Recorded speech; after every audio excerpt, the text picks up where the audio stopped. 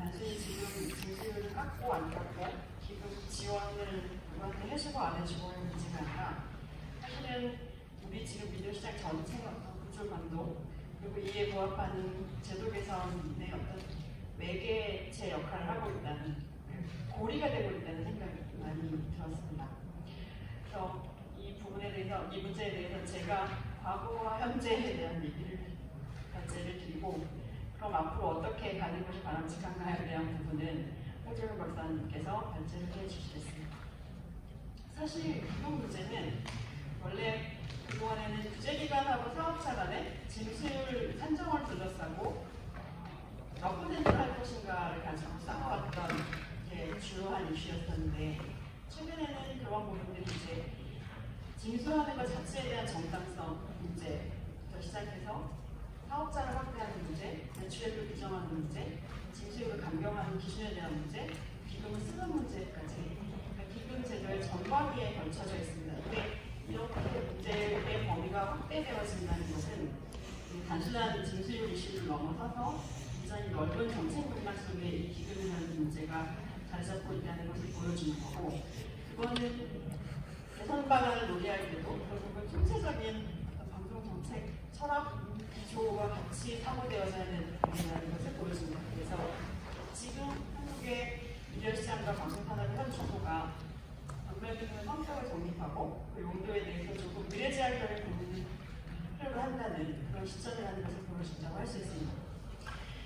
사실 단발기능의 법적 근거는 방송통신발전기본법에 있습니다. 기본법 24조에 과기부 장관과 방송통신위원회가 단발기능을 설치한다라고 되어 있고 이전에 방송발전기금이라고 있던 그 기금에 주파수 할당대가의 일부를 재원으로 추가하면서 방송통신발전기금으로 확대 설치되었습니다.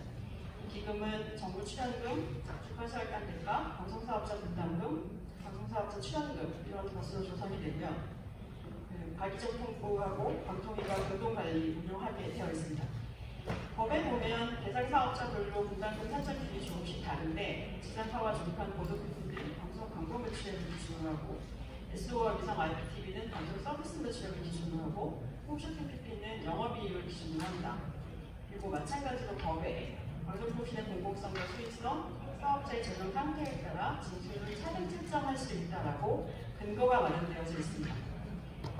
이렇게 조성된 기금은 방송통신 연구개발 사업이나 공익공공을 목적으로 운영되는 방송통신 지원, 지역지상파나 중도지상파의 공익적 프로그램 제작 지원, 방송통신 관련 국제교류, 남북교류 협력 지원, 해외 항공과 방송 지원 이런 용도들에 쓸 수 있도록 기금의 용도 역시 법적인 규정을 두고 있습니다. 지금 기금은 2010년도에 방송통신발전기본법 제정돼서 방송통신발전기금으로 확대되어지면서 기금 규모가 굉장히 크게 늘어났고요. 2019년 기준으로 해서 1조가 넘었습니다. 1조가 넘는 이 규모 중에서 방송사업자들이 분담하는 금액은 1,800억 정도가 조금 왔다 갔다 하고 있긴 한데 작년에 이제 1,974억 원 정도 규모가 되고요. 기존에는 주로 지상파 홈쇼핑 중심의 기금의 조성이 이루어졌었는데 그 후에 이제 IPTV하고 종편 PP까지 방송사업자 분담금을 내는 사업자들이 다변화되어졌고 특히 이제 2015년 이후부터는 IPTV 사업자의 부담금이 큰 폭으로 상승하고 있는 상황입니다. 이런 기금을 둘러싸고 여러 가지 논쟁의 지점들이 있습니다. 크게 보면 세 가지 정도인데요. 기금 부과의 정당성에 대한 문제, 그 다음에 기금 부과의 형평성에 대한 문제, 그 다음에 기금 운용, 돈 쓰는 문제, 형평성에 대한 문제 크게 세 가지 정도고 각각의 세 가지 문제로 세부적으로 두 가지씩 논쟁이 되는 지점이 있습니다. 먼저 그 기금 부과의 정당성에 대한 부분인데요. 기금은 법적 개념은 부담금입니다. 그래서 재화 또는 용역의 제공과 관계없이 특정 공익사업과 관련하여 법률이 정하는 바에 따라 부과하는 조세 외의 금전 지급으로 법적인 개념이 정립되어져 있고 이러한 기금을 징수하는 것에 대한 정당성은 희소한 주파수 자원, 전파 자원을 직접 이용하거나 또는 독점적인 사업권을 가지고 방송사업을 영위함에 따라 산출되는 사적 이익의 사회적 환수, 재분배라는 측면에서 그 정당성을 부여받아 왔습니다. 그러니까 주파수 자원을 희소하니까 거기에 따른 사적인 사업권을 정부로부터 부여받은 제한된 사업자들로부터 산출한 지대, 최저가 이윤을 환수한다는 것이죠. 근데 문제는 점점 방송 사업자들이 늘어나고 채널이 등장하니까 주가수당의 소수성이라고 하는 게 악화되어지기 시작하는 거고, 저가상환 독점으로는 혜택이 크지 않다, 이런 측면에서 정당성이 약화되어 있다는 문제가 생길 거고요. 근데 여전히 그럼에도 불구하고 제한된 채널의 벤처적 삶에 대한 제가라는 측면, 그래서 경쟁 조건이 변화했다거나 영업 실적과 무관하게 방송사들이 지불해야 하는 의무라고 하는 반응도 여전히 일조합니다. 그리고 수익자보다 멈춤에 의해서 공공서비스 창출과 동일성 공공성에 기반한 기금부의 정당성이 존재한다라는 해석도 여전히 있습니다. 사실 그 정당성에 대한 논쟁은 기금 조성 자체에 대해서 뭔가 불만이 있다거나 저항한다라는 측면보다는 사업자별로 참여한 어떤 기금부가 대상 매출액, 산정률, 그리고 용도에 대한 부분, 여기에서 잡음이 생기면서 비롯된 거라고 볼 수 있습니다. 그렇다 보니까 이제 사업자를 확대하는 부분에 대한 논란들이 생기는데, 이제 일부 사업자들 쪽에서 그동안 건강기금 징수 대상에서 배제되어 왔던 대형 MPP나 포탈, OTT 사업자들에게도 기금을 부과해야 한다라는 의견들이 제기되고 있는 것이고, 일일 사업자들이 매출이 증가하고 영향력이 확대되고, 그러니까 당연히 그에 따른 공적 책임을 수행해야 된다는 것을 근거로 두고 있습니다. 이러한 의견들은 20대 국회에 여러 가지 법안으로도 실제 등장하기도 했었습니다. 근데 MPP나 포털에 대한 기금 부과 대상 부분에 대해서는 이해관계자들의 시각차가 조금씩 다릅니다.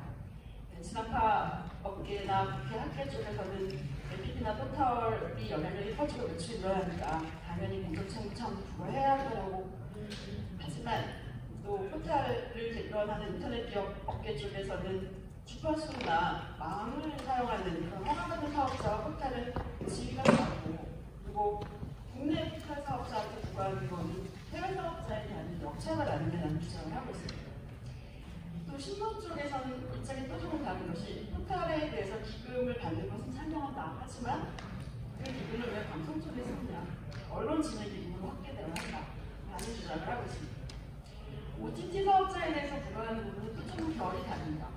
아시다시피 지상파 사업자들도 이미 다 OTT 사업을 하고 있기 때문에 지상파나 케이블, IPTV, PP 이런 사업자들은 OTT 사업자에 대해서 기금을 징수하는 것에 대해서 반대하고 있는 입장이에요. 이건 사실은 기금부가 이전에 OTT를 기존 방송법 체제내에 포섭하는 것 자체에 대한 어떤 부정적인 시각이 전제되어 있는 것이죠. 그에 비하면 국회나 과기정통부 쪽에서는 OTT를 기금 대상에 포함시키는 것을 검토하고 있고, 실제로 해외에서 세금을 부과하거나 기금을 징수하는 그런 사례들이 있어 왔기 때문에 그런 것들을 가지고 지금 현재 검토하고 있는 것으로 알고 있습니다. 세 번째는 대상 매출액의 형평성에 대한 부분입니다. 아시다시피 지난번 정권 보도 PP는 방송 광고 매출액을 징수 대상으로 하고요. 케이블 SO와 위성 IPTV는 방송 서비스 매출액을 기준으로 합니다. 홈쇼핑 같은 경우에는 방송 사업 관련 영업이익을 기준으로 하는데, 이게 처음 설계됐을 때는 각각의 매체별 특성을 반영해서 부가기준 매출을 설정한 거였지만, 이 이후에 사업자들의 매출 구조가 굉장히 다변화되고 다각화되어지다 보니까 이 기금부가 대상 매출액에 대해서 거의 모든 사업자들이 형평성 문제를 제기하고 있는 상황입니다. 그렇다 보니까 이제보다 국회 학계 쪽에서는 방송 사업자 간의 각기 다른 징수 기준을 통일해야 된다는, 방송 매출 구조가 변화된 부분들을 반영해야 한다는 입장이 있는가 하면, 지상파 업계와 방송민 쪽에서는 협찬 매출 파악하는 것 자체가 어렵고, 특히 공영방송 같은 경우에 수십 년 매출이 들어가기 때문에 거기에 대한 기금 징수하는 것은 적절하다, 이런 입장입니다. 그에 비하면 이제 비상파 방송 사업자나 학계, 미국도 다른 학계 쪽에서는 사실은 방송 광고 이외의 매출, 협찬이든 지상파 재생산 대가들, 어쨌든 독점 주대로부터 비롯되어진 일이기 때문에 거기에 있는 것까지도 매출, 기금 징수의 대상 매출을 해야 한다, 이런 의견들이 있습니다. 그다음 징수 산정 관련된 부분, 사실은 법에 공공성과 수익성, 재정 상태에 따라 징수율을 차등 책정할 수 있다고 명시되어 있는데, 이 과정에서 사실은 정책적인 판단이 개입할 가능성이 존재합니다. 그리고 또 그동안 사실은 작년에 고시가 개정되었지만 그 전에는 매년 고시를 통해서 징수율을 산정해왔기 때문에 그 과정에서 정책당국의 판단이 개입될 여지가 많았던 것도 사실입니다.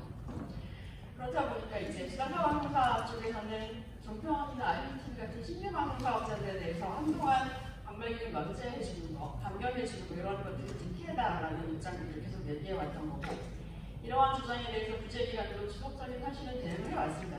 방통위 같은 경우에도 여러 차례 개정을 하면서, 고시를 개정하면서 지상파에 대한 방송광고 매출액별 징수율 구간을 설정하거나, 공영방송에 대해서 징수율을 3분의 1 감경하는 거, 그다음에 단기 순손실이 발생하면 추가 감경할 수 있는 이런 것들을 만들어 왔고요. 과기정통부도 케이블 SO에 대해서 매출액 징수 구간을 조정하거나, 2015년 이후에 종편, 보도, PPT, IPTV에 대해서는 기록 징수를 시작했고, 또 그 이후에 위성이나 종편, 보도, PPT나 IPTV가 매출액이 높아지니까 그러한 부분을 반영해서 징수율을 상향 조정해 왔습니다. 그에 비하면 케이블 SO 같은 경우에는 징수율을 좀 인하해 왔죠.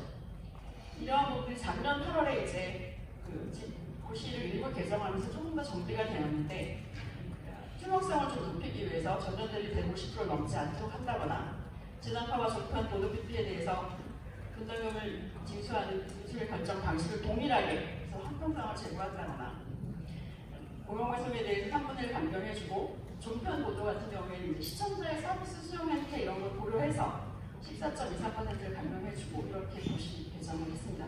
하지만 여전히 그럼에도 불구하고 지상파 사업자들 내부에서도 징수율 산정에 대한 형평성은 계속 문제가 제기되고 있습니다. 공영방송 KBS, EBS 같은 경우에 3분의 1 감경해주는데 MBC 같은 경우에는 전혀 감경을 받고 있지 못하니까 그런 부분에 대한 문제 제기를 하고 있는 것이고요. 그 다음에는 기금 쓰는 문제와 관련된 겁니다. 그러니까 방발기금 자체가, 방송통신발전기금 자체가 방송사업자와 통신사업자의 분담금이 3대7 정도로 이루어지니까 사업비 쓰는 것도 방송사업의 3, 통신사업의 7 관행적으로 배분되고 있는 상황이고, 이렇게 배분하는 방식이 사실은 정부가 어떤 제한된 사업비를 분배해서 발생하는 추가 이윤을 환원해서 방송통신 진흥의 지원이라는 목적을 실현하는데 맞지 않는 거 아니냐, 이런 문제들이 등장하고 있고, 또 가장 사실 대표적으로 제기되어지는 게 RRTV 언론중재위원회 유럽방송을 지원하는 문제입니다. 이런 부분들이 기금의 사용처에 적합하지 않다라는 얘기들이 제기되어져 왔습니다. 또 하나는 그 안에서 배분에 대한 부분입니다.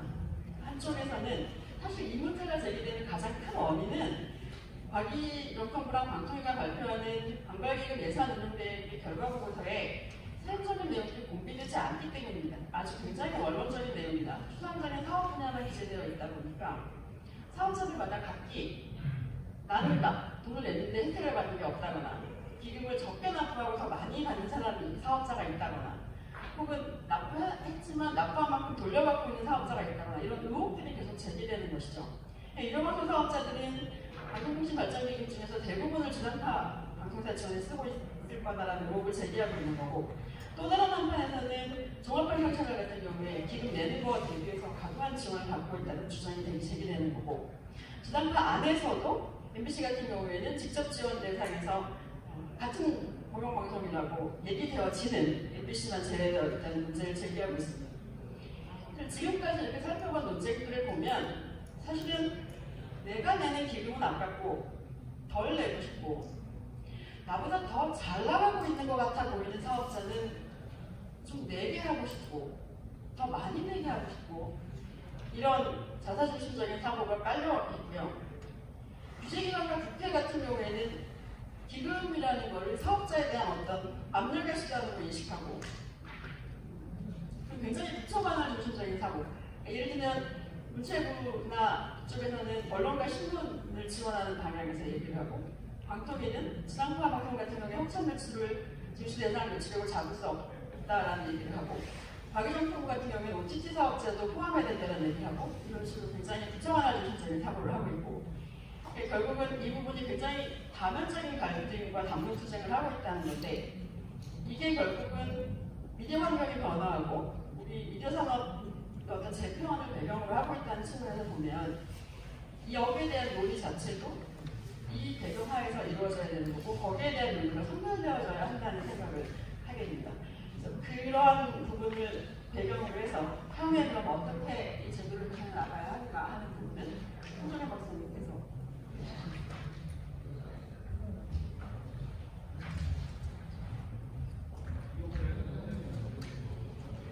앞서서 지금까지 이제 기준을 둘러싼 관광객을 둘러싼 사업자들 간의 그 논쟁, 최근 몇 년간의 그 논쟁들을 좀 정리를 해봤고요.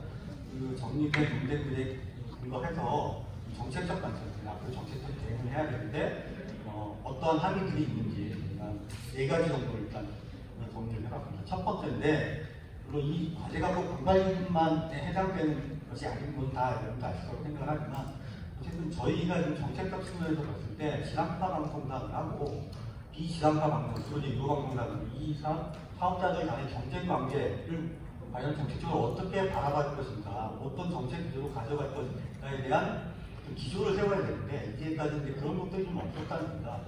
다 아시다시피 이제 지상파들이 이제 계속 주장하고 또 세간의 평가들이 있듯이 이전처럼 이제 지배적인 위상이 아니라 시장 내에서 다른 특히 유료방송 사업자들이 많이 성장하면서 이전에 독과점 지수가 무너졌다 이렇게 주장하고, 가장 중요한 건 이제 최근 이제 광고 매출 하나에서 보듯이 전통적인 사업 모델을 이렇게 준비하는 거거든요.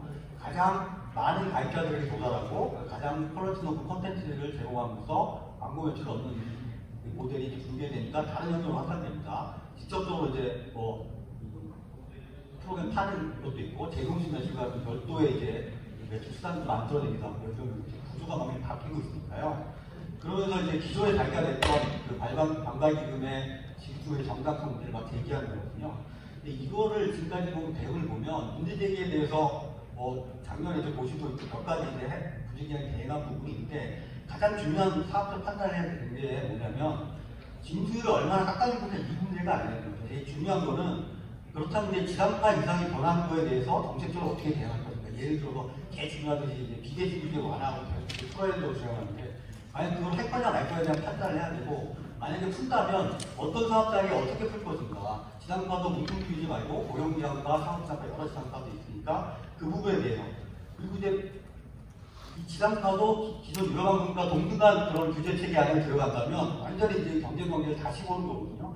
이런 부분들, 지상파의 역할도 다시 해야 되고 공영과 사업의 역할도 다시 구해야 되는 것이 전제가 돼야지 사실은 되는 거지, 그냥 지상파의 그 감경률을 조금 이렇게 더해주고 이런 문제는 아니에요. 기대노동의 문제는 아니라는 게 첫 번째고, 두 번째는 진입규제 정책에 대한 새로운 또 판단이 필요한 시점인 거죠.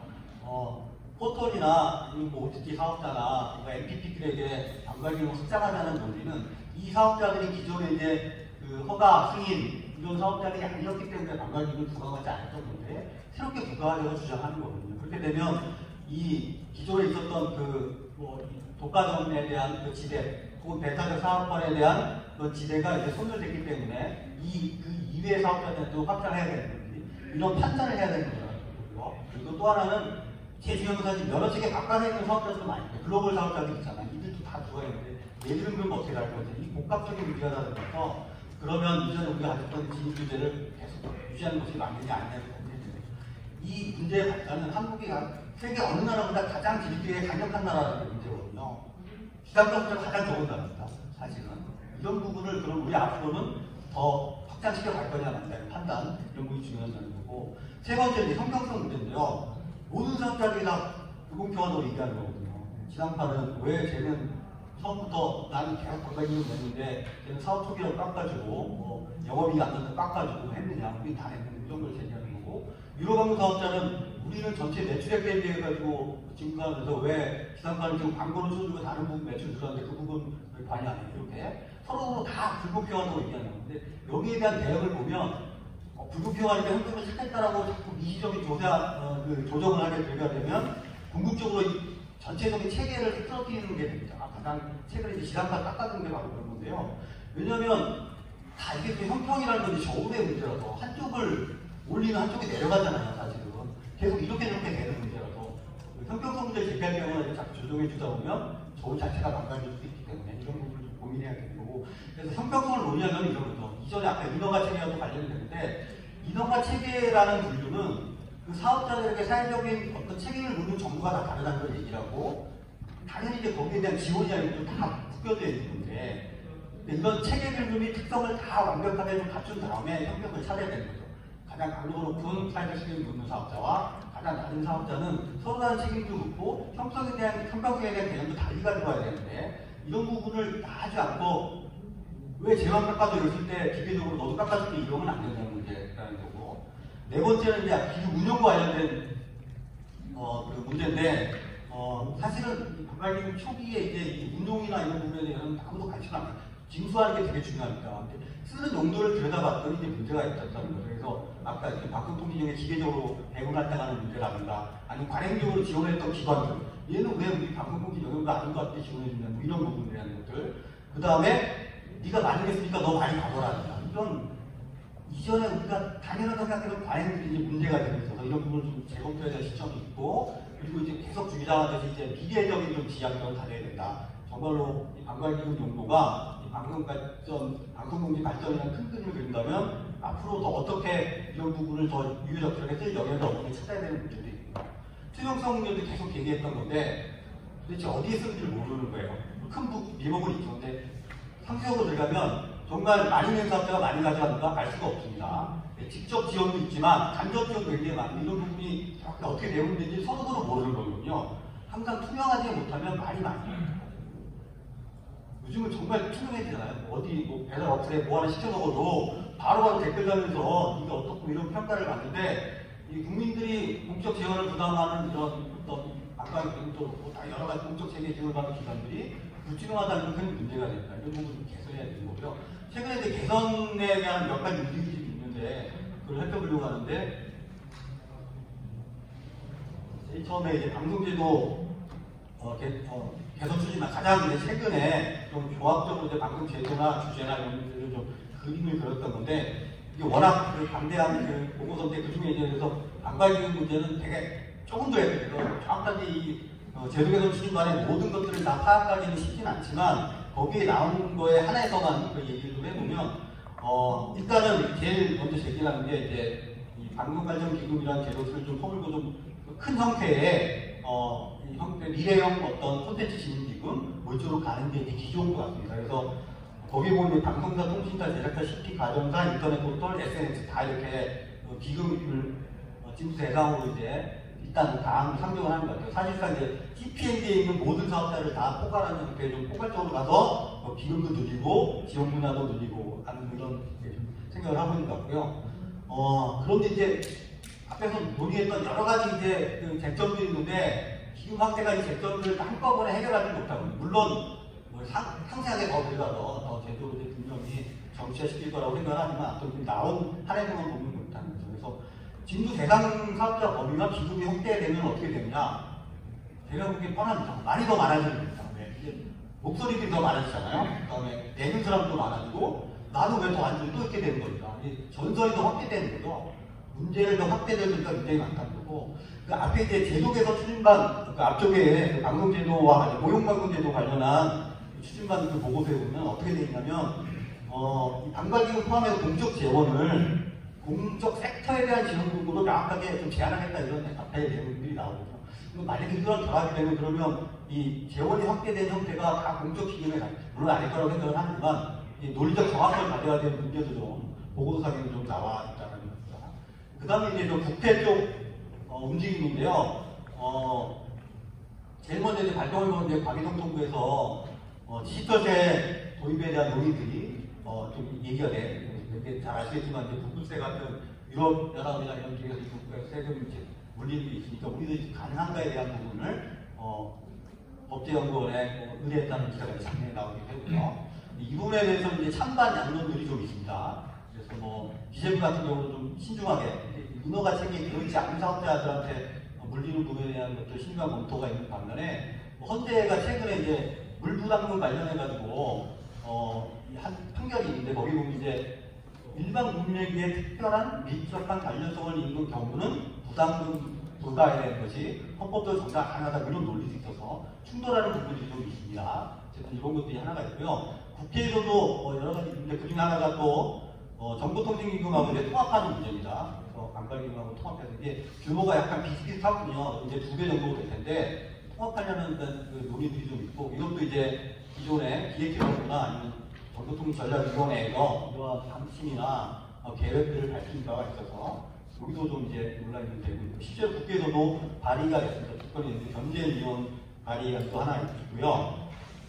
그 다음에 이원우 위원이라고 해서 자세한 내용을 좀 생략을 하겠습니다. 이런 부분들이 지금까지 진행된 정책적 대응의 형태고요.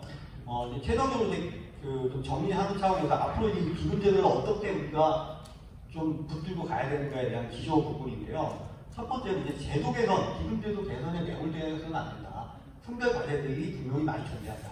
이게 바로 더 큰 그림의 이제 체제 개선. 물론 실행도 논의와 관련해서 기금도 논의를 하겠죠, 당연히. 여기서 이제 가장 시급한 거는 사실은 우리 이게 이제 MBC 세션이기도 하지만 고용방송에 대한 법적 근거가 아니라 우리나라에 법칙이 없다는 겁니다. 네.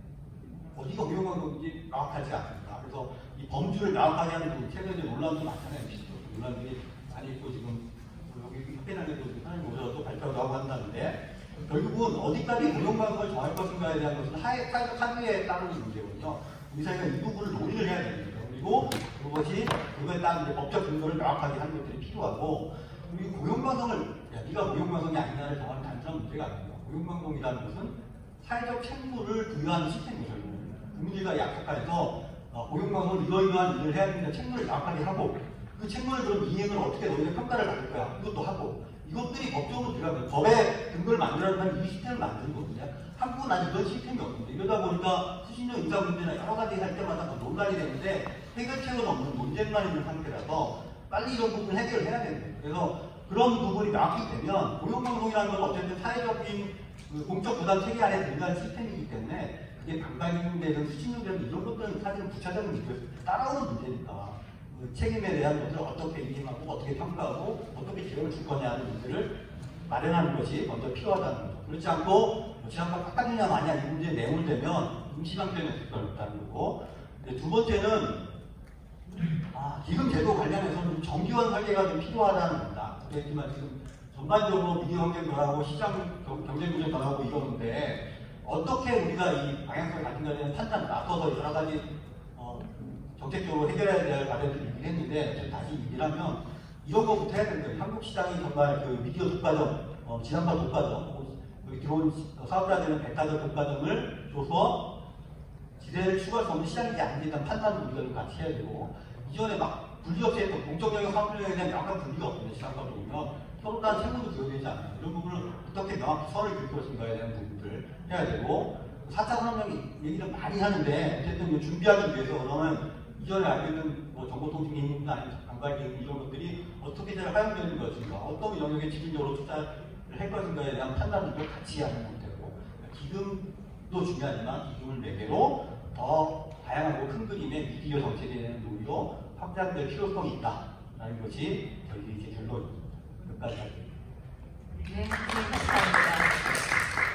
방발기금의 문제가 아니라 사실은 미디어 전반에 대한 개혁이 그러한 논의가 그리고 해법이 선행되어야 되는데 박성배 사장님께서 그동안 논의를 새롭게 또 촉발시키셔서 오늘 지금 방발기금 논의까지 지금 와 있는 것 같습니다. 토론 선생님들 말씀 듣도록 하겠습니다. 여기 나와 있는 대로 하겠습니다. 네, 키스트의 곽동규 박사님 부탁드립니다. 예, 반갑습니다. 키스트에서 박동규라고 합니다. 참 어려운 주제인데 초청해 주셔서 감사하면서도 굉장히 부담스러운 주제입니다. 여러분들 말씀하시겠지만 제가 사실 기금 관련해서는 알짜신 분 못지않게 할 말이 많은데요. 약간 히스토리를 말씀드리면 제가 2013년부터 당시 지금 이제 거의 공통부인데 정확한 명칭이 과기정통부 소관사업자, 방송사업자, 분담금 징수제도 개선반, 제도 개선 자문반 뭐 그런 거 이름 명칭의 위원입니다. 2013년부터. 그래서 이 문제를 많이 들여다봤는데 제가 사실 몇 자 써오긴 했는데 써온 걸 말씀드린 게 무슨 의미가 있나 싶긴 한데 일단 오늘 발제를 들으면서 다시 한번 정리하는 측면에서 간단하게 말씀드리면요. 잘 정리돼서 여러분들도 다 이해하고 계시는 것처럼 여러 가지 차원의 논의들이 막 섞여 있는데 실제로 드러나고 있는 가장 큰 논의는 역시 왜 나만 되나? 그게 제일 싫어. 그리고 뒤집어 말하면 나는 예전에는 괜찮았지만 지금 어려우니 나를 좀 깎아줘. 이런 이야기가 제일 많고 아마도 우리 방송학회에서 매년 이런 세션을 하던데 세션의 상당 부분이 그런 그 필요를 가진 사업자들의 스포츠에서 이렇게 논의장을 만드는 그런 일이 매년 되풀이되고 있는 것 같아서 매우 유감스럽습니다. 그러니까 사업자들이 스포츠하는 것을 유감스럽다는 게 아니라 사업자들은 더 좋은 생산적인 일에 그 논의장을 만들고 싶은데 얼마나 힘들면 이런 논의라도 좀 해주십시오 하고 뭐랄까 그런 상황이 굉장히 안타깝다는 말씀이고요. 그런데 저는 이제 이 논의 틀을 아까 여기 발제자님께서도 말씀하신 것처럼 전체적으로 방송 시스템 전체를 논의해야 되고 이런 논의 그리고 제대로 설계해야 되고 그런 논의 제안을 해주셨는데 그런 제안 어차피 앞에 문제 진단에 나와 있는 것처럼 현재 제기되고 있는 여러 캠핑사업, 전랑사업 이런 논의보다 그리고 왜 남았느냐 징수율 미세 조정의 문제보다는 지금 현재 기금 집행의 효율성 문제 현재 제공되어 있는 이 소중한 기금이 얼마나 효율적으로 꼭 필요한데 사용되고 있는 문제 있는지에 대한 논의로 우리의 그 관심이 가장 모아져야 될 시점이 아닌가 하는 생각을 개인적으로 하고 있습니다.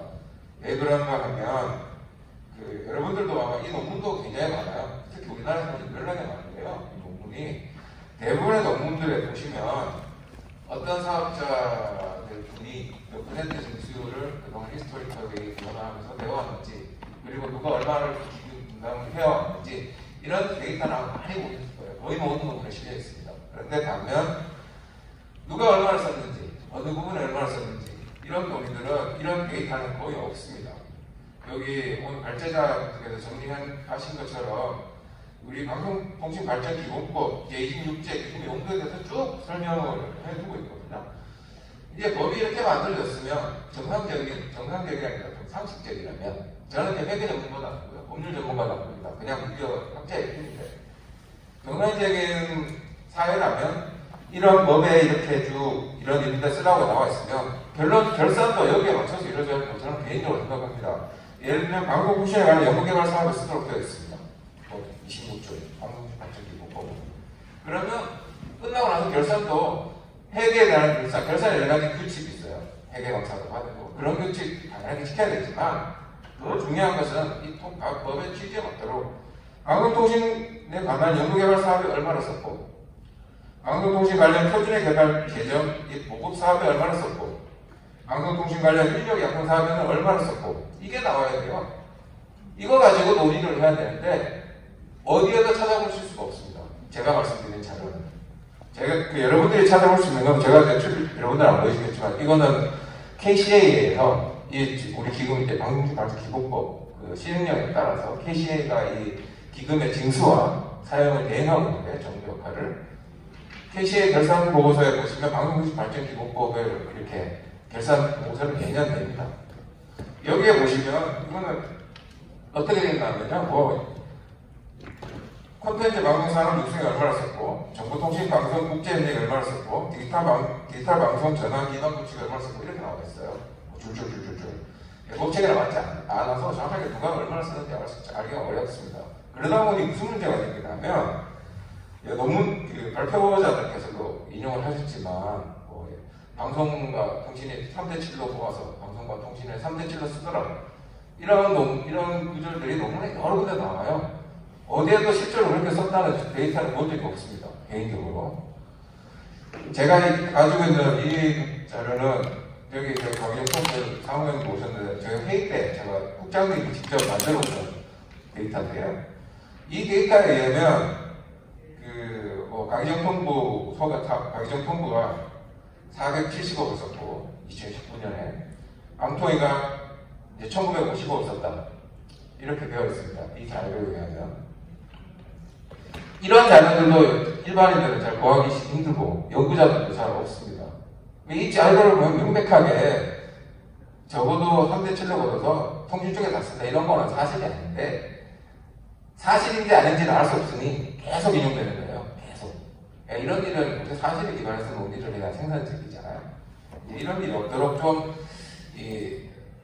재정의 이 되게 소중한 재원을 어떻게 사용했는지에 대해서 지금보다는 어느 정도 투명하다는 것이 불투명하다는 것이 아니라 이해하기 쉽도록 알리는 것까지도 저는 정부와 대행기관의 책무 아닌가. 거기서 우리가 논의를 출발해야 되겠다 이런 생각이 실제로 듭니다. 다른 말씀도 사실 드릴 말씀이 많지만 나중에 시간이 되면 또 드리도록 하겠습니다. 저희가 하고 싶은 말이 엄청 적어 같지만 우선 여기까지 말씀드리겠습니다. 네, 방발기금의 정당성이나 투명성, 그리고 형평성 이런 문제보다는 무엇보다도 그 기금 집행의 효율성 문제 이런 문제를 좀 꼼꼼하게 짚어주셨으면 고맙습니다. 네, 그러면 그 다음에 김희경 교수님. 네, 최근 한 몇 년, 2, 3년 사이에 기금 문제가 방송 미디어 시장에 굉장히 중요한 현안으로 떠오른 것 같아요. 그래서 기금 문제는 언젠가 좀 공부를 좀 해봐야 되겠다라고 했는데 오늘 홍정윤 교수님하고 정 교수님이 워낙에 꼼꼼하게 정리를 잘해주셔서 방발기금 관련된 그리고 정보통신진흥기금과 관련된 논의들의 지형들을 다시 한번 좀 공부할 수 있고 또 검토할 수 있는 기회가 되지 않았나. 특히 주요 쟁점으로 얘기해 주셨던 이 진입규제 정책과 관련돼서 면허체계 때문에 징수율에 문제가 생기는 부분, 그 다음에 사업자 간 경쟁관계, 그리고 징수의 매출액이나 징수율 기준의 형평성 문제, 그리고 제일 마지막으로는 결국에는 징수의 목적에 부합하게 운영이 잘 되고 있는가. 그러니까 곽동균 박사님께서 말씀하셨던 징수보다 오히려 운영, 퇴출구, 그러니까 이거가 미디어 시장에서 어떻게 쓰였는가에 대한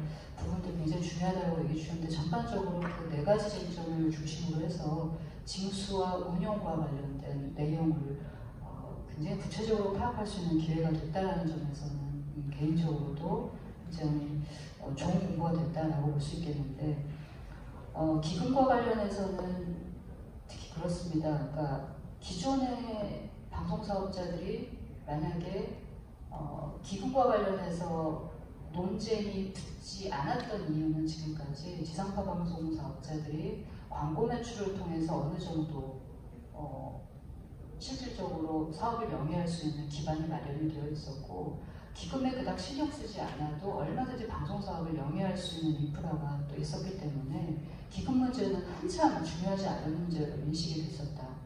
그런데 최근 몇 년 사이 방송 광고 매출이 급격하게 이제 줄어들고 있고 재송신료라든가 VOD료라든가 어느 정도의 정체기를 맞이하면서 기금이 징수가 되는 금액이 너무 많다. 쟤보다 내가 더. 특히 홈쇼핑 사업자들 같은 경우는 방송 매출이나 광고 매출이 아니라 영업이익 매출이기 때문에 영업이익을 기준으로 한다면 영업이익이 그러니까 매출은 훨씬 높은데도 영업이익이 적자면 안 내도 되거나 반값만 내도 되거나 하는 그런 어떤 징수의 형평성의 문제가 있었기 때문에 분명히 이 상황에 대한 지상파 방송 혹은 다른 사업자들에 대한 형평성 문제들이 많이 논의가 될 수밖에 없었던 것 같습니다. 그런 차원에서 아까 홍정현 박사는 계속 얘기해 주시는 여러 가지 방송 전반에 대한 체계들을 다 고민을 하고 가야 되겠지만 그거 자체를 고민을 하려면 정말로 기금 징수율을 저희가 어떻게 개선해야 될지 굉장히 새 판을 짜야 되는 문제가 또 발생할 수 있고 전반적으로 기간이 굉장히 오래 걸릴 수 있다는 생각이 듭니다. 특히 최근에 문제가 되고 있는 게 징수 대상 사업자의 확대, 즉 OTT 사업자를 이 안에 넣을 것이냐 문제부터 이제 발생이 되는데 이건 예전에 HD나 UHD 하면서도 계속 꾸준히 문제가 됐던 그러니까 삼성전자 같은 제조업체들을 이 징수 대상에 끌어들일 것이냐 말 것이냐 물론 반발기금의 문제는 아니었지만 전체적인 기금의 문제를 생각한다면 넓게 포함해서 징수 대상 확대 범위에 그런 삼성전자의 논의도 이제 끼어들 수 있고 최근에는 M&A 하면서 케이블 업체를 인수 합병하게 된 IPTV 사업자에 대한 또 기금 문제도 나오고 있습니다. 그러니까 어느 정도의 캐파를 더 늘릴 것이냐 많이 늘어났지만 더 늘어나야 된다. 그렇지 않고서는 지금 사적 영역에서 더 이상의 어떤 이 수입이 증가가 되지 않은 한에서는 공적 영역에 대한 즉 기금을 통해서라도 내가 좀 어떻게 해보겠다라는 사업자들이 많이 늘어나고 있어서 징수대상 확대가 많이 얘기가 되고 있습니다만은 OTT 같은 경우에도 아까 면허체계가 다르다, 쓰는 망이 다르다, 개별적으로 다 논리가 다르기 때문에 징수대상 확대라는 부분이 쉽게 해결이 될 것 같지는 않습니다. 그러나 제가 아주 정말로 좁은 소견으로 간단하게 생각을 한다면 혜택을 받는 사업자들이, 미디어 시장에서 혜택을 받는 사업자들이 혜택을 받은 만큼의 의무나 책임은 져야 되지 않겠는가라는 매우 아주 간단한 논리를 혹은 근거를 들어볼 수도 있었는데요. 그러니까 삼성전자에 대한 기금 징수도 마찬가지였고 IPTV 사업자에 대한 기금 징수도 이제 마찬가지였던 것 같습니다. 혜택을 받는 만큼, 그러니까 미디어 시장에서 미디어를 통해서 혹은 미디어 콘텐츠를 통해서 혜택을 받는 만큼의 징수는 의무적으로 부과해야 되는데 징수율이라든가 징수 액수는 차치고서라도 그런 부분들에 대한 사회적 합의는 좀 되어야 되지 않겠는가라는 부분을 좀 말씀드릴 수 있을 것 같고요. 운용의 문제에 있어서는 실질적으로 아까 아리랑이나 국악방송 얘기를 하셨는데 비형평적인 부분들이 많죠. 이게 어떻게 쓰여지고 있느냐의 문제인데 실질적으로 문화부 소관인 아리랑이나 국악방송이 각각 300억, 60억 정도의 예산을 1년에 이제 분발기금으로 받아가고 있는데 지역 지상파 방송이나 중소방송 사업자들은 한 40, 50개 사업자들이 합쳐서 40억 내외를 받아갑니다. 그러니까 한 사업자당 1억도 1년에 못 받아가는 수준이거든요. 그리고 이렇게 받아갈 때 징수율을 고정적으로 얼마씩 받아가는 그런 시스템이 아니라 경직 시스템, 즉 이런 프로그램을 제작하겠다라고 기획서를 KCA나 호카에 내면 엄청난 경쟁이 붙어서 거기에서 몇백만 원, 몇천만 원을 따가는 식이거든요. 그러니까 그 기획서를 쓰거나 행정비용 처리를 하면서 오히려 더 많은 비용이 들어가는.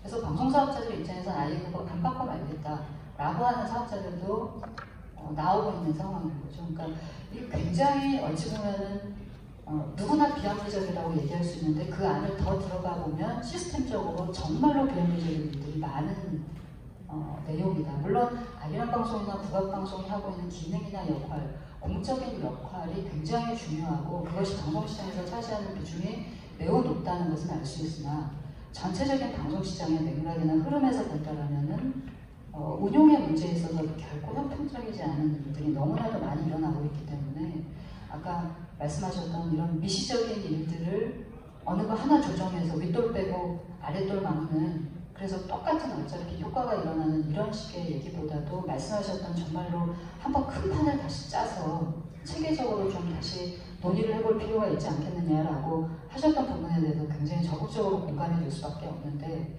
그럼에도 불구하고 미시적인 부분에서 일어나고 있는 여러 가지 비형평적인 부분들은 계속적으로 모니터링을 해야 되겠다. 그리고 징수만의 문제가 아니라 운용에 있어서의 문제가 분명히 되고 있기 때문에 운용이 어떻게 되고 있는가에 대한 모니터링이 왜 공개적으로 상시적으로 이루어지지 않는가도 우리가 한번 더 검토해야 될 부분이 아닌가. 그래서 고쳐야 될 부분들이 있다라면 새 판을 짜든 미시적으로 고치든 반드시 그런 부분에 대한 개선의 논의의 장이라든가 담론이 분명히 마련이 되어야 될 것 같다라는 말씀을 드리면서 토론 마치도록 하겠습니다. 네, 운영의 세부적인 모니터링이 필요하다는 말로 결론 지어주셨습니다. 다음은 정영준 교수님.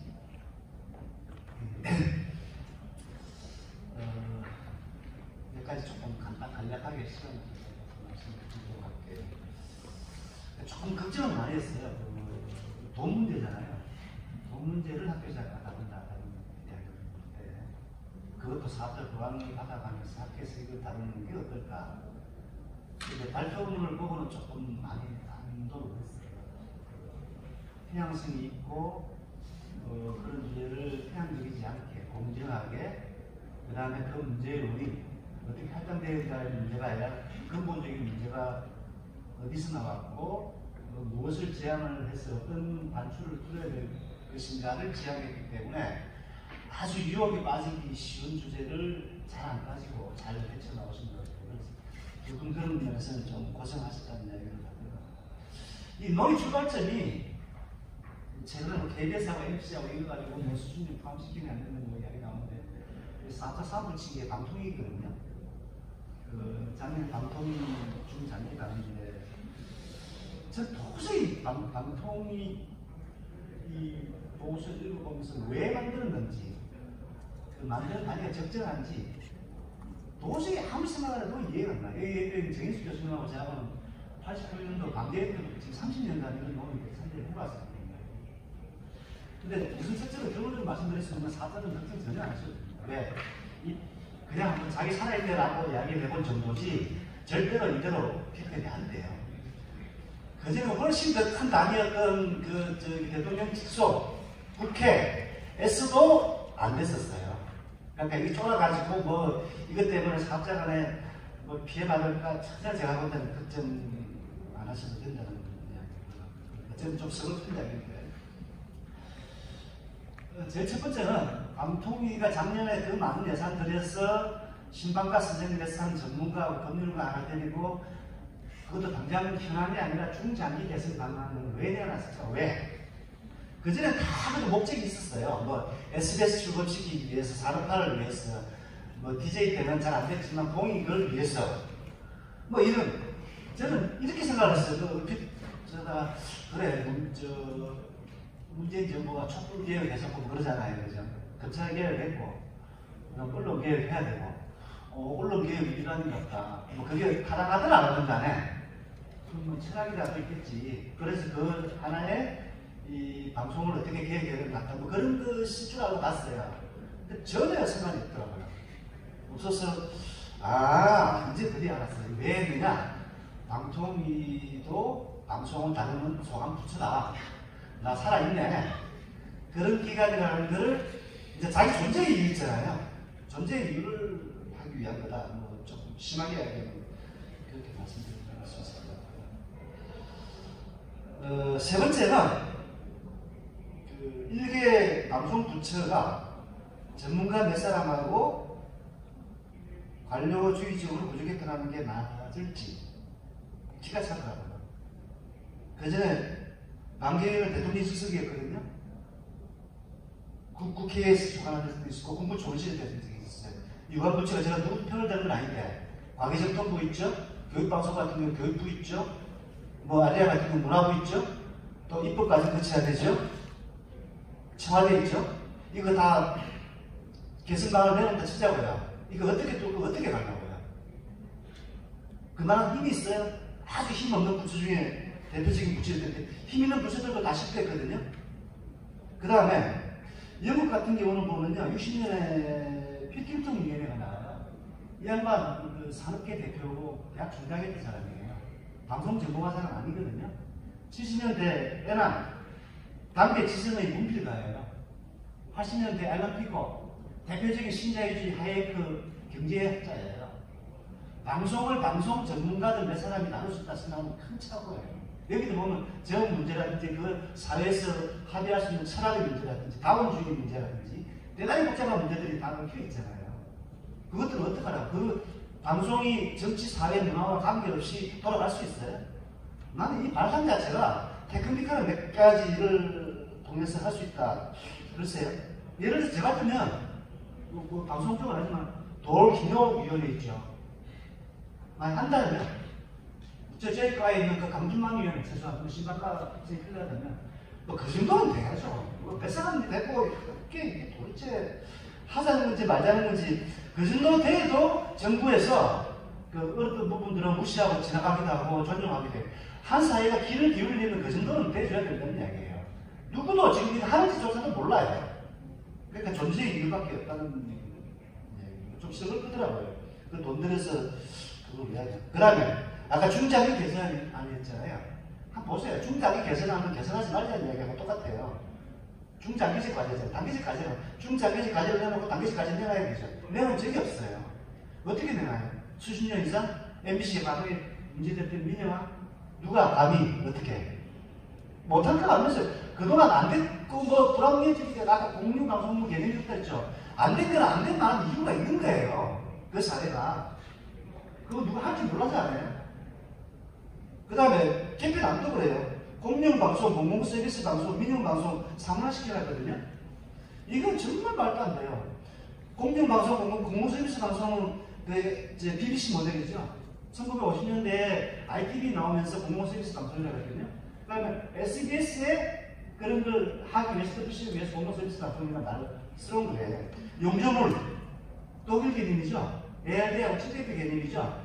블록 광고, 지금도 블록 광고하고 있는 보도제목 밑에 쓰는 개념이에요. 그게 여기에 왜 등장을 합니까? 우리는 전통적으로 완전히 다른 개념이었는데요. 공영방송이 공영방송 같이 해놨고요. 상업적인 재원을 많이 기대했고, 그 다음에 상업방송은 상업방송 같이 하고 공영방송이었던 게 우리 콘제데이스티 구조예요. 필요하는 상업방송이고 필요한 공영방송이었던 게 우리 구조였어요. 그러니까 권위주의 출발을 했으니까 그만한 역사적인 이유가 있다는 거예요. 일종의 파시스트 시스템 같은 것들을 쭉 지나오면서 생성된 게 공익성 개념이에요. 서구와는 좀 달라요. 근데 그런 것 갖다가 막 나무 차용해서 이렇게 썼던 개념이에요. 그러니까 참 경감고라고 해요. 그런 느낌이에요. 그다음 방통기금론이 있죠. 지금 비상파, 지상파, 비상파 문제, 정보통신진흥의 그만 문제. 좀 제발 융합론이라든지 기술 우선 논의를 안 갔으면 좋겠어요. 지금 그렇게 해가지고 상당히 많이 잃었어요. 제 전에 있었던 직장에 방송계가는요, 그때제 지정을 해서 방송 쪽에 평소라든지 사회적 합의 있죠. 완전히 다 죽어버렸거든요. 방송이, 방통위원회라든지 이런 식으로 나와 있는 거는 그만한 목적이 있다라는 거예요. 그것도 생각을 해나가면서 분리 모델을 하면서 이런 것도 통합을 할 건지, 아니면 완전히 부처를 통합할 건지, 이런 데에 대한 고민 자체가 심리적으로 있어야 되거든요. 부처 개편의 문제, 통합 문제가 같이 결합이 되거든요. 이걸 감히 방통위원회 혼자서 할 수 있을까? 제가 보면 정말 존재의 이유는 없다 이상입니다. 네, 정현준 교수님, 그 반발 기금에 대한 문제보다는 방통위에 대한 신랄한 비판을 해주셨는데 이 분야에 대해서 정말 깊이 있는 연구를 오랫동안 해오신 분이기 때문에 우리가 좀 귀 기울이고 그 올부분이 좀 저는 이해가 됩니다. 네, 고맙습니다. 최영길 교수님. 네, 한국에도 최길이라고 합니다. 이 기금 문제에 대해서는 앞부분에서 세 분의 전문적인 어떤 진단과 비판이 충분했다고 생각됩니다. 그리고 오늘 두 선생님의 발제에 통해서 이 기금의 구조적인 부분 그리고 앞으로 가야 될 어떤 전망에 있어서 이렇게 충분히 이야기가 됐다고 생각드는데요. 좀 거기에 대해서 질문이라기보다는 좀 보완하고 제 생각을 좀 말씀드리도록 하겠습니다. 얼마 전에 있었던 방송제도 개선 추진반에 대한 문제들 이런 부분은 방금 정 교수님이 시간을 잘 비판해 주셨다고 생각됩니다. 만약 10년 전에 이제 이런 제도 개선 추진반에서 이번 나왔던 어떤 안이 나왔다면 제 생각에는 상당히 추진될 가능성도 있다고 생각이 됩니다. 옛날 패러다임에서 이제 그렇다는 거죠. 문제는 뭐냐면 아직도 그 정책의 당국자들은 현재의 그 과거 패러다임을 유지하려고 하는 기구라는 느낌이 너무 강하고 이런 학술적인 자리에서 이제 사업자가 지원해서 학술단체에서 이렇게 어떤 내용들을 뽑아내는 방식 이런 것들을 매번 동일하게 유지하고 반복시키는 것은 학계의 잘못도 있지만 그것을 묵인하는 그리고 그에 대한 내용들을 문제점들을 계속 반복해서 제기하게 하는 정책 당국자들의 근본적인 문제도 있다고 생각합니다. 승찰이 필요한데요. 학계와 어떤 정책 당국자들 이런 냉소적인 관계 저는 그 문제라고 생각이 됩니다. 좀 전에 이제 나왔던 얘기 중 하나가 모니터링과 운영 방식에 대한 합리화, 투명성이라고 하셨는데요. 저는 이게 정말로 경영적인 전문적인 용어라고 생각됩니다. 투명성과 효율성은요, 신자유주의에서 가장 이 합리적인 어떤 두 개념으로 무기로서 이제 사용하는 어떤 정치적 용어입니다. 이것이 비정치적이고 전문적인 어떤 중립적 용어가 아니고요. 무엇을 위한 용어냐면 현 상황을 유지하기 위한 용어입니다. 투명성과 효율성보다는 지금 필요한 것은 다른 어떠한 가치와 개념들입니다. 바로 이제 시장적이지 않은 용어들이 이제 필요한데 이런 것들이 사실 오늘 같은 자리에서 제기가 되었을 때 정책 당국자들은 그것을 이상적인 용어다 그리고 어떤 비현실적이다 이러한 어떤 태도로서 이제 받아들이지 않는다 생각되고요. 정책 당국자들이 계속 실패하고 있는 이유에 대해서 성찰을 하고 그 개념들 중심으로 좀 다시 재검토가 필요하다고 생각됩니다. 이제 그렇게 먼저 말씀을 드리고요. 제가 이제 기금에 대한 전문가는 아니지만 제가 내용들을 좀 들다 보니 참 안타까운 부분들이 많았습니다. 기금의 용도 부분을 봤더니 도대체 오늘날 통용될 수 없는 단어들이 들어가 있어요. 방송 통신 서비스, 프로그램, 시청자, 미디어 접근 이런 것들이. 이건 바로 지금 오늘날 어떤 네트워크 미디어 환경의 이전, 즉 프리 네트워크 사회에서는 이제 가능합니다. 이런 부분들이 이제 계속 유지되고 있는데 이것들의 운영을 투명하고 합리적으로 모니터링하자. 사실 좀 맞지 않다고 생각되고요. 또 중요한 것들이 이제 데이터들의 어떤 이런 부분들이 제외되어 있는 부분, 컨텐츠라는 용어, 그리고 서비스, 플랫폼 이런 부분들이 배제되어 있는 용도에 대해서 무감각한 부분들과 저는 이제 가장 또 큰 이런 것을 이제 오늘날 미래 환경과 이제 굉장히 무관한 방식으로 이제 사용되고 있다는 부분을 말씀드리고요. 법적으로 무엇이 또 이렇게 매치되지 않는 부분. 두 번째는 가장 의아하면서도 근본적인 문제를 생각됩니다. 이것은 국민의 돈이죠. 사실은 사업자가 내는 돈이지만 사업자가 이용자와 소비자를 통해서 수익을 발생해서 그것을 사회적으로 환원하는 것입니다. 근본적으로는 이게 저희들 돈이에요. 그런데 이것이 수행해야 될 공적 역할과 기금의 관리에서 제기되는 이러한 문제점들에 대해서 시민과 노동자들은 무시하는 상태입니다. 이 정책만큼 이 엘리트주의적이고 반민중적인 어떤 정책이 있을까라고 생각도 듭니다. 왜냐하면 우리에 대한 이야기거든요. 우리를 위한 서비스와 우리를 위한 미디어 환경을 만드는 제도이고 그것을 위해서 쓰라고 법적으로 명시되어 있지만 거기에 대한 내용과 관리 방식 그리고 개선에 대한 내용과 전망들에 대해서 과연 시민들은 어느 정도 알고 있고 참여할 기회조차가 있느냐.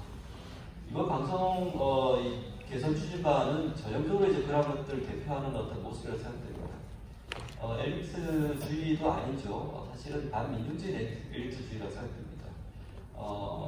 또 베버가 이야기하는 관료주의도 아닙니다. 바로 이제 베버 가장 우려했던 관료들을 위한 관료주의 어떤 그런 부분들이 나타났던 부분에서도 전문가적인 어떠한 태도도 아니라고 생각합니다. 이것은 전반적으로 정말 제도로서 갖추어져야 되지 않을 어떤 부분들을 드러내고 있는 부분입니다. 자, 이것을 이제 이때 어떤 정책들의 근본적 문제라고도 할 수 있습니다. 그렇지만 저는 이제 그렇게 생각하지 않는 이유는 무엇이냐면요. 이전에 다른 세션에서 이제 박문진이 지원하는 세션이었습니다. 이제 MBC의 재원 문제를 넘어선 공공성, 미디어의 공공성과 이제 공영방송 문제 이런 것들을 논의하는 자리였는데 화살이 돌고 돌아서 어디로 가냐면요. 우리가 앞으로 방송의 공적 책임이라는 부분을 어떻게 재규정할 것이냐 그리고 방송의 공공성이라는 부분을 어떠한 공영 미디어 체계로서 만들 것이냐 이런 것으로 다시 화살이 돌아왔어요. 저는 이것이 제대로 된 논의의 방향이라고 생각이 들어요. 저는 이제 기금에 대해서 홍윤희 선생님이 아까 전에 이제 전망에 대해서 말씀 주셨는데 새로운 어떠한 전민적인 재편이 없이는 윗돌 아랫돌 바꿔가고 MS에는 구멍 막고 이런 것들 그리고 그러한 것들에 대한 제안을 해준 학자들을 동원하는 어떤 모습들의 반복 이런 것이 계속될 거라 생각합니다. 문제는 그래서 기금에 대한 운영에 대한 합리화가 아니고요. 기금에 대한 운영에 대한 전면적인 철폐를 통해서 새로운 어떤 방식을 마련해야 될 때라고 생각됩니다. 이제는 이런 것들이 필요한 것 같아요. 제 생각에는. 오늘 많은 이제 플랫폼들, 이제 OTT도 그렇고 네이버, 다음, 카카오, 다음은 없어지니까 카카오 이제 포털이 되겠네요. 이들이 주 수익이 어디서 나오냐면요. 다들 아시겠지만 이제 우리 이용자들의 데이터들이에요. 이것은 이제 기존에 나와 있지 않았던 수익의 어떤 그 자원인데, 즉 내가 하는 어떤 모든 미디어적 행위가 잠재적인 어떤 수익의 자원이 되는 거예요. 그렇다면 이들은 당연히 그러해서 발생되는 수익을 사회적 환원해야 될 책무가 너무 큽니다. 바로 내 삶과 내 관계를 통해서 어떠한 수익을 만들어 나가는 것에서는 사회가 그러한 어떠한 경제적인 이익들을 사회적으로 재구조조정하고 사회적으로 어떠한 관찰하고 규제할 수 있는 어떠한 제도가 있어야 된다는 것이죠. 그런데 이러한 것들을 이제 지금 운영의 내용이나 방향에서 다룰 수 있느냐 불가능하게 되어 있습니다. 대상도 이렇게 우리가 왜 돈을 내야 돼? 이런 이야기가 나올 정도잖아요. 그렇기 때문에 오늘날 또 미디어 환경에서는 당연히 이것이 어떤 자원의 편의성, 그 다음에 배타적 채널 이용권, 이런 기존의 10년 전에 어떤 패러다임에서 나왔던 사업자 책임 위주의 어떤 논의가 아니라 정말로 이용자와 시민의 어떠한 그 개인의 어떤 데이터나 자원이나 자산에 대한 보호, 그리고 이것을 더 사회적으로 더 유용하게 할 수 있는 어떠한 미디어의 어떤 활용을 위해서 기금들이 조성이 되고 이용될 수 있는 방안들이 보여야 된다. 그렇다면 이 기존의 기금의 어떤 의미나 대상이나 조정 내용을 넘어선다고 저는 생각이 들어요. 그렇기 때문에 더더욱 이제는 기존의 반발기금에 대한 논의를 전혀 다르게 방향을 나가야 됩니다. 왜 시민들이 몰라야 되고 이용자들이 그것에 대해서 몰라야 되느냐. 저는 이제 이것을 논의하기 위한 틀이 반관료주의적이고 그리고 반근대적인 어떤 틀을 넘어선 사회적 합의기구를 좀 만들어서 이런 논의를 해야 되는 상태입니다. 그래서 이쪽에서 말하는 사회적 합의기구는 우리가 이야기하는 어떤 전문가 그리고 일부 어떤 시민사회단체 대표 이런 것들이 아닙니다. 좀 더 다양한 시민과 우리가 더 평등하게 참여할 수 있는 합의기구를 위한 어떠한 조직을 위한 논의부터 좀 돼야 되겠다 생각이 듭니다. 저는 정책 당국자가 이제 어떤 냉소나 어떤 기존의 어떤 것을 유지하기 위한 태도를 이제는 좀 버려야 될 때가 아닌가 생각됩니다. 언제까지 사업자가 이런 자리를 통해서라도 목소리를 내야 되는 것들을 계속 묵인하게 할 것인지 좀 책임을 느낄 필요가 있고요. 학자들도 이제는 이 부분에 대해서 기존의 어떤 패러다임에서 논의할 것이 아니라 정말로 좀 다른 엘리트주의를 좀 벗어나 하이진 어떤 논의에 어떤 리더로서 참여할 수 있는 어떤 역할을 했으면 좋겠다라는 말로 마무리하겠습니다. 네, 교수님도 정부의 이 엘리트주의적인 정책을 좀 지향하고 이용자의 권리 중심으로 이 정책 새로운 전환이 이루어져야겠다라는 말씀해 주면서 기금 폐지도 살짝 언급을 하셨습니다. 다섯 번째 토론자가 최규정 교수님이신데요. 오늘 사장님이 있으셔서 문화하시고 토론문을 보내오셨습니다.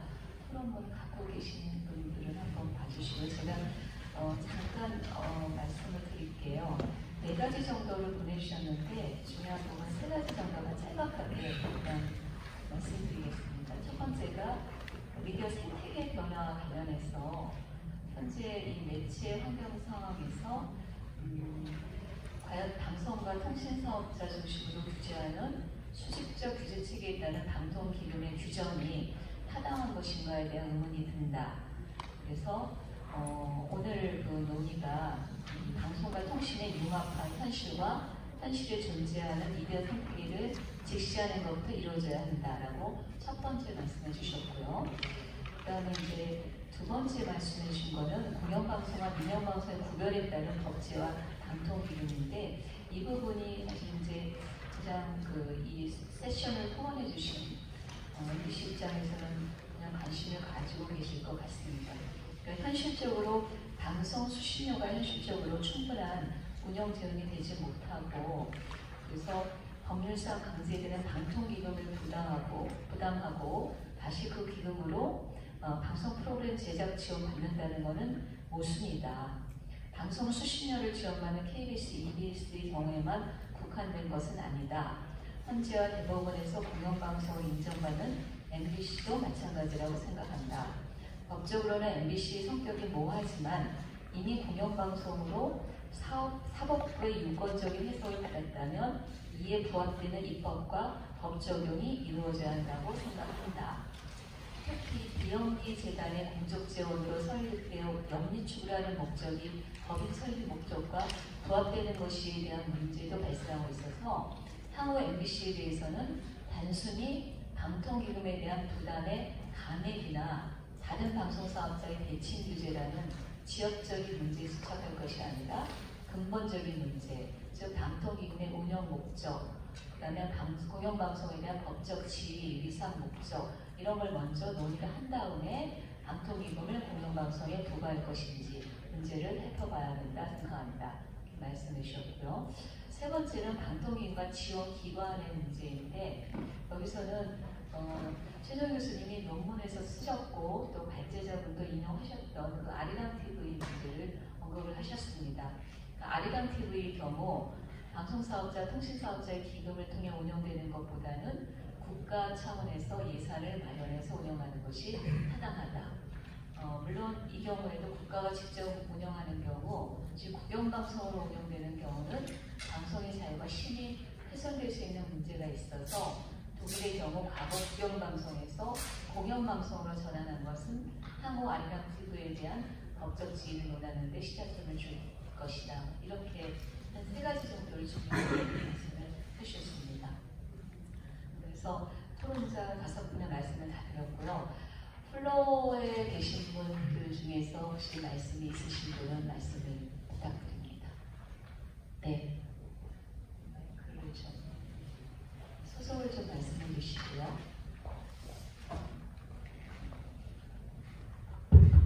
네, 안녕하세요. 저는 JTBC 방송정책팀의 이선현이라고 합니다.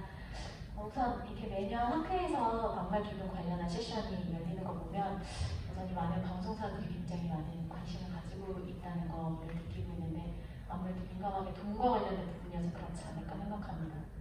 그런 차원에서 보면은 매년 이렇게 부분 논의 쟁점을 중심으로 논의가 됐었는데 어떻게 보면 그 단연간에 쌓였던 여러 가지의 쟁점에 관해서 발표자 두 분께서 굉장히 잘 정리해 주시는 부분이 정리해 주신 것 같아서 좀 유익한 자리였던 것 같고요.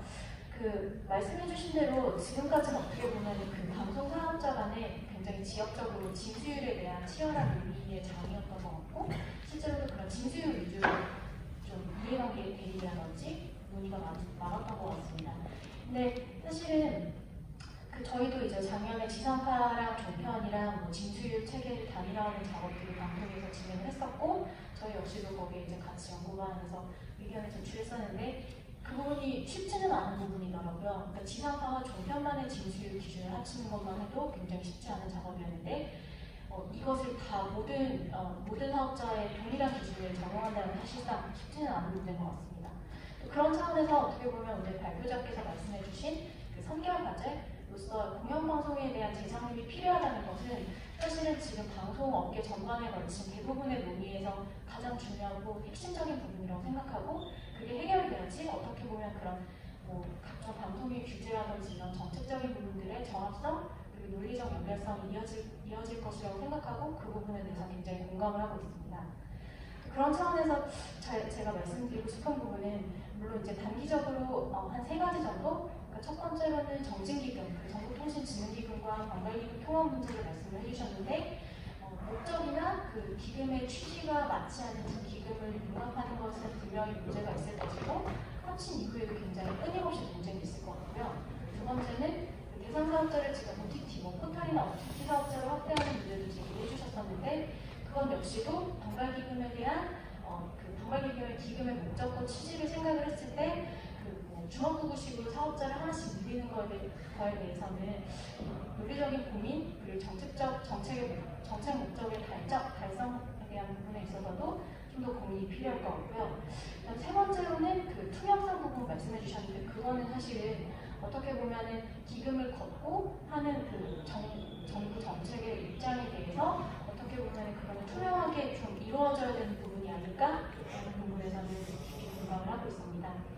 이런 3가지는 굉장히 단기적인 부분에 대한 저의 이제 생각이었는데 본질적으로 이제 발표자 두 분께 여쭙고 싶은 부분들은 아까 최영길 교수님께서도 잠깐 말씀을 해주셨지만 지금의 그 방발기금 존재 자체에 대한 질문을 한번 던져보고 싶습니다. 다시 말해서 이제 사용처에 대한 논의들이 계속 나왔었는데요. 저희 최우정 교수님께서도 그 예전에 논문을 통해서 발표를 해주셨고 사용처에 대한 그 논문 자료나 연구 자료를 보면 실제로 이제 방심이라든지 언중이라든지 기타 그 방송과 관련된 기관을 운영하는 데 있어서 방발기금의 그러니까 방통위에서 징수하는 방발기금의 거의 한 70% 정도 수준의 비용들이 사용이 되고 있더라고요. 물론 해마다 조금 그 비율은 달라지겠지만 그런 관점에서 봤을 때 사실은 그 방발기금의 사용처를 고민을 했을 때 이 방발기금의 그 존재의 정당성이 과연 옳은 것인가? 다시 말해서 그런 방송을 위한 기관을 운영하는 자금은 사실은 방송사, 그 공영방송을 포함한 민영방송사들이 징수한 관광기금을 운영할 것이 아니라 오히려 이제 쉽지는 않은 문제겠지만 방통위에서 뭐 예산을 확보를 해서 그 부분은 그렇게 운영을 하고 그렇게 되면 사실은 그 징수액 자체가 굉장히 모수가 줄어들기 때문에 이런 어떻게 보면 불필요한 소모전, 방송사 간의 이 기금을 더 적게 납부하기 위한 이런 치열한 싸움은 좀 줄어들지 않고 좀 더 생산적인 논의를 할 수 있지 않을까라는 생각에서 본질적으로 기금 폐지라고 하면 조금 과도한 것 같긴 하지만 그 기금의 정당성에 대한 부분에 대해서 질문을 주고 싶습니다. 네, 관광기금 사용처의 정당성 이런 부분 지적해 주셨고요. 네, 제 말에 오해가 있는 것 같은데 네. 폐지론자가 아니고요. 기존의 관광기금에 대한 국민적인 이제 수정을 하자는 입장입니다. 네, 아까 폐지 철폐를 말씀하셔서 약간 그런 오해가 있을 수도 있었던 것 같습니다. 토론자들은 다 들어왔는데 저는 곽동균 박사님께서 조금 말씀을 덜 하신 것 같아서 발전 선생님 말씀 듣기 전에 조금만 말씀을 더 해주실 부분이 있으시면. 발언 기회를 주셔서 감사합니다. 저희 연구원 홈페이지에 제가 관광기금에 관련해서 사실 칼럼을 하나 써놓은 게 있는데 시간 되시면 봐주시라고 말씀드리고요. 아까 최영길 교수님 말씀에도 의미가 있는데 여기 공무원이 없기 때문에 말씀드리는 것은 아니고 저도 저희 연구기관도 사실 관광기금 수혜자죠. 저희 적폐연구기금의 상당 부분이 관광기금에서 나옵니다.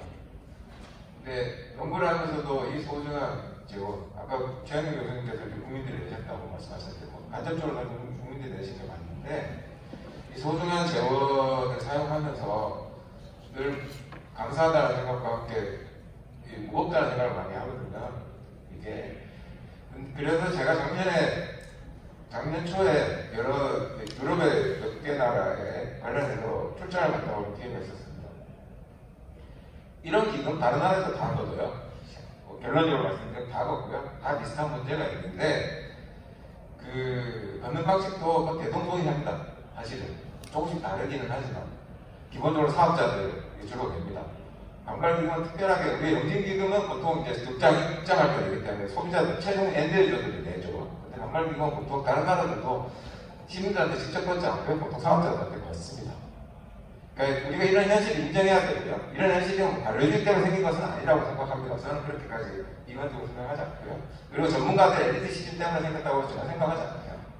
약간 오해가 소지가 있다고 생각합니다. 선생님 좀 그런 취지는 아니셨겠지만 이 역사적인 약간 히스토리컬이 필요한 거 아니고 근데 다만 제가 말씀드리고 싶은 것은 이 좋은 방송 서비스는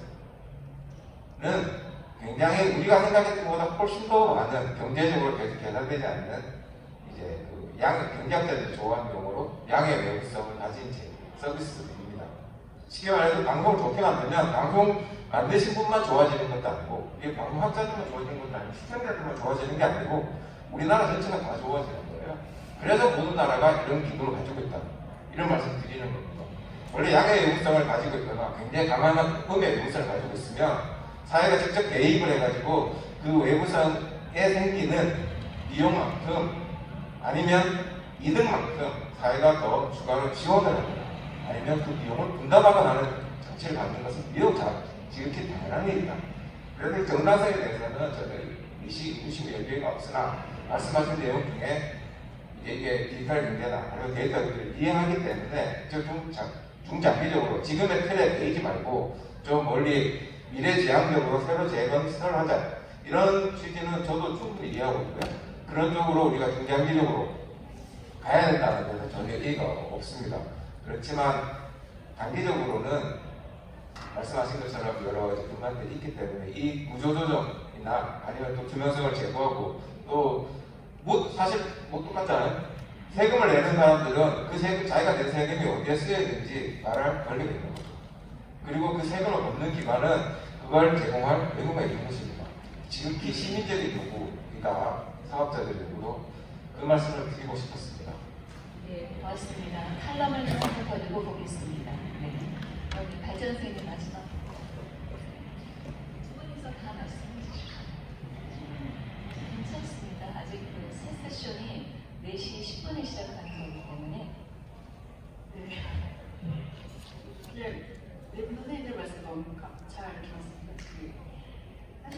집행과 용도에 대한 얘기들을 드리면서 제가 작년에 이 부분을 쓸 때 기금 사용처에 대한 내역을 알아보려고 굉장히 많은 사이트를 주셨습니다. 기재도 들어가고 방통위 들어가고 과기록통도 저희가 나중에는 정보공개 청구를 해야 되는 것 같다 이거는 그렇게까지 생각을 했었고 방통위와 과기록통부에 정보공개 청구를 해서 부분 작업을 하려고 하다 보니 답이 언제 올지 모르는 일이어서 그걸 기다려서는 진행이 되지 않을 것 같다는 생각했기 때문에 선생님이 다 지적하신 것처럼 기금의 사용자에 대한 부분은 분명히 어떠한 방식에서 봐도 간접적인 국민의 돈이든 직접적인 사업자의 돈이든 지금보다는 훨씬 더 투명하게 밝혀져야 될 부분들이 있다는 생각이 들고요.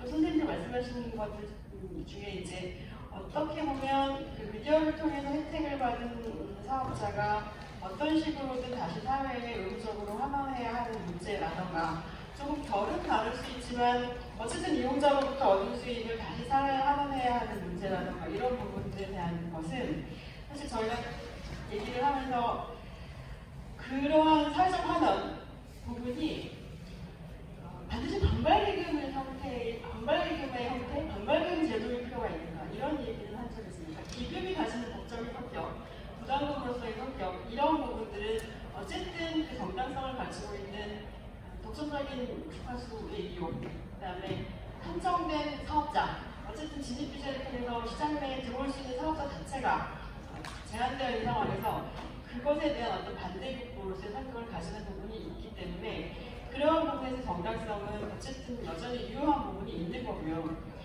지금 여기 얘기되어진 이용자로부터의 그런 얻어들여진 부분에 대한 사회적 환원이든 미디어 시장을 통해서 얻는 혜택에 대한 사회적 환원이든 이런 부분이 반드시 방송통신 발전기금이라는 법적 제도나 법적 부담금 성격이 아닌 다른 형태의 어떤 그것이 사회적인 어떤 제도라는 표현은 맞지 않을 수 있겠지만 그런 논의로 발전할 수도 있는 부분이 아닌가 그런 얘기를 발제를 준비하면서 한번 다시 논의했던 적이 있습니다. 그런 방향으로 기금에 대한 논의가 조금 더 확장되어질 수 있다면 좀 더 생산적이지 않을까 그런 생각이 듭니다. 마무리하겠습니다. 네, 대공이 계신 선생님들 다 토론하니까 토론이 너무 수월해서 좋고요. 그리고 일단은 저희가 크게 생각이 다르지 않다 이런 시간이 너무 없긴 한데요. 박동균 박사님 그 칼럼 내가 뽑아가지고요. 공부가 안 됐고요. 많이 했는데 어쨌든 전혀 박동균 박사님과 저랑 의견이 다르겠습니다. 어쨌든 아까 제일 중요한 저희가 당근 논문 쓸 때 정보공개 청구를 막 가야 되는 논문마가 시작되어 못했는데 470은 청구해 보시고 이런 자료 좀 오픈해달라고 과기정 정부에다가 꼭 요청을 하셔서 그거 있어야 제대로 연구가 사실은 나오잖아요. 서로서로 좋은 거니까 그 부분 해주시고요. 칼럼 부분 내가 숨겨서 윤경 사님도 저랑 크게 다르지 않은 것 같아요. 진주회장 확장에 대한 문제는 사실은 미시적인 것들에 대해서는 저희가 의견을 많이 안 나눴는데 골고루 있는 것 같아요. 사실 체제를 개편하고 운영과 실태를 개편하고 하면 훨씬 더 다른 형태, 반발기금 말고 어떤 사회적 기금을 강화하는 형태가 분명히 저도 필요하고요.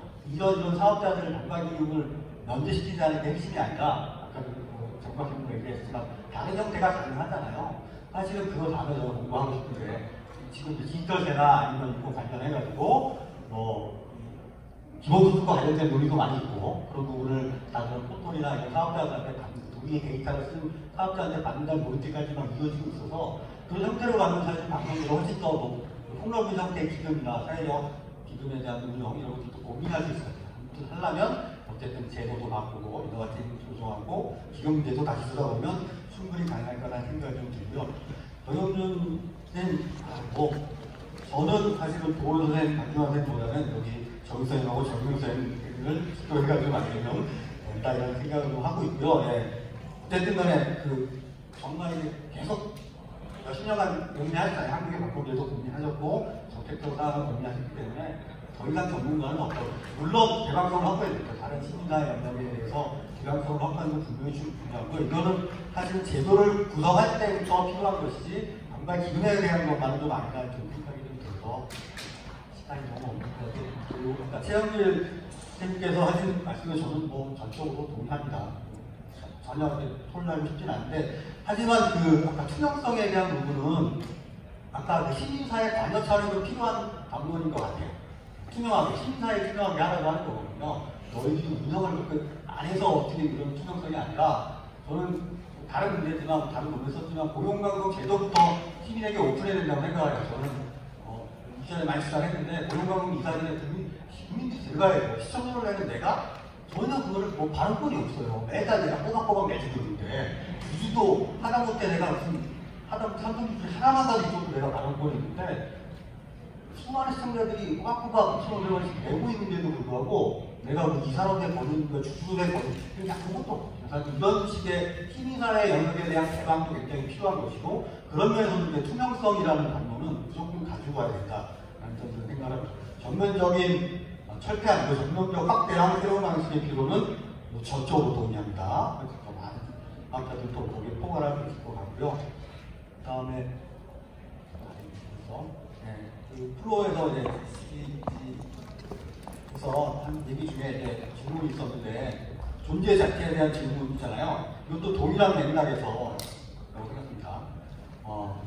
존재는 결국은 또 다시 미션 문제일 수가 있는데, 정말로 큰 틀에서 가서 기존의 반박인 같은 제도 필요 없다고 하면 없애면 되는 거고요. 제도 논의하고, 그 다음에 미래 인허가 시스템 정비하고 했을 때, 그리고 이 필요가 없다고 해서 뭐 파업자들한테 전혀 면제가 아니라, 다른 형태의 기금이나 사회적 책임을 묻는 것들이 충분히 필요합니다. 이미 그리고 그런 사업자들이 뭐 요즘 CSR 개념도 있고 CSD에도 여러 가지가 있으니까 이러저런 사회적 위험력의 압박을 받고 있고, 거기에 또 뭐 부해가지고 또 기여도 하고 있거든요. 근데 이런 부분들을 좀 포괄을 해서 좀 더 큰 그림의 기금 제도를 저희가 기금이 될지는 뭔지 모르겠지만 어쨌든 사회적 책임을 묻는 그런 형태의 논의들은 충분히 가능하지 않겠냐라는 거죠. 지금 제도가 운영에 문제가 있기 때문에 없애자라는 것도 뭐 물론 타당한데, 사실은 그게 이 논의의 핵심적인 논의가 아닐 수 있다는 생각을 했습니다.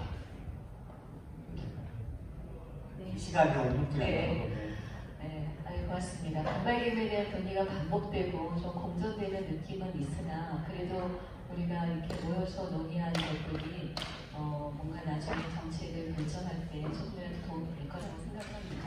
오늘 발제해 주신 김 선생님하고 토론 선생님께 감사드립니다. 네, 여기서 마치겠습니다.